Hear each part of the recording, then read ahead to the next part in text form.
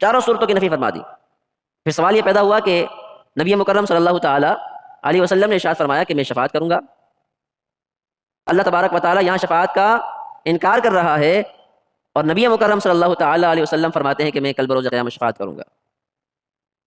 دراصل بات یہ ہے کہ یہ آیت کریمہ جس کے بارے میں نازل ہوئی اس کا پس منظر یہ ہے کہ جو اللہ تبارک و تعالیٰ کا اور اس کے نبی کا، اس کے انبیاء کا انکار کرتے تھے، انہوں نے یعنی بنی اسرائیل جو تھے، انہوں نے ایک جملہ کہا، وَقَالُوا لَن تَمَسَّنَا النَّارُ إِلَّا أَيَّامًا مَّعْدُودَةً، انہوں نے کہا کہ ہرگز ہمیں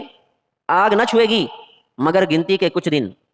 ان کا عقیدہ یہ تھا، ان کا جنت بنائی ہمارے لیے گئی ہے، آخرت کو تیار ہی ہمارے لیے کیا گیا ہے، اگرچہ ہم دنیا میں کچھ نہ کریں، اللہ کی نافرمانیاں کرتے رہیں، اس کے انبیاء کو معاذ اللہ شہید کرتے رہیں، اللہ تبارک و تعالیٰ کے انبیاء کا انکار کرتے رہیں، اس کی کتاب میں رد و بدل کرتے رہیں، الغرض کہ ہم کچھ بھی کرتے رہیں، تو کل بروز قیامت ہمیں فقط آگ اگر چھوئے گی تو چند دن چھوئے گی، پھر ہمارا ٹھکانہ وہی جنت ہوگا۔